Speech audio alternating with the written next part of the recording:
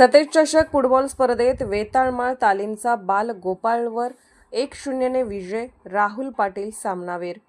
पाटाकडील तालीम मंडळ आयोजित व डी.वाय. पाटील ग्रुप पुरस्कृत सतेज चषक फुटबॉल स्पर्धा छत्रपती शाहू स्टेडियमवर रंगतदार वातावरणात सुरू आहे.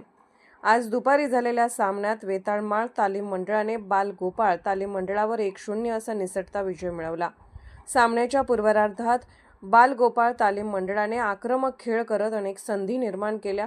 ऋतुराज पाटील, अभिनव साळुंके, रोहित कुरणे, देवराज मंडलिक व वैभव देसाई यांनी उत्कृष्ट चाली रचत वेताळमाळच्या बचाव फळीवर दबाव टाकला.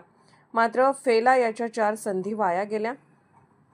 तसेच अभिनव साळुंके याचा जोरदार फटका वेताळमाळच्या गोलरक्षकाने उत्कृष्टरित्या पंच करून परतवला.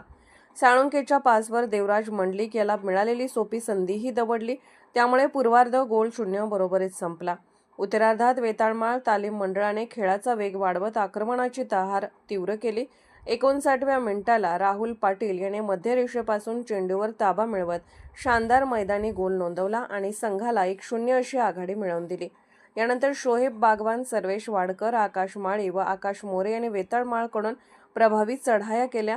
रेहान मुजावर याचा एक दमदार फटका बाल गोपाळच्या गोलरक्षकाने अडवला. अखेरीस वेताळमाळ तालीम मंडळाने हा सामना 1-0 अशा फरकाने जिंकत पुढील फेरीकडे वाटचाल केली.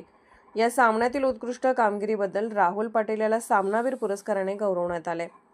अर्थराज्य न्यूज मराठीकरिता राजेश भोसले, कोल्हापूर. अर्थराज्य न्यूज चॅनलला लाईक करा, शेअर करा आणि सबस्क्राईब करा.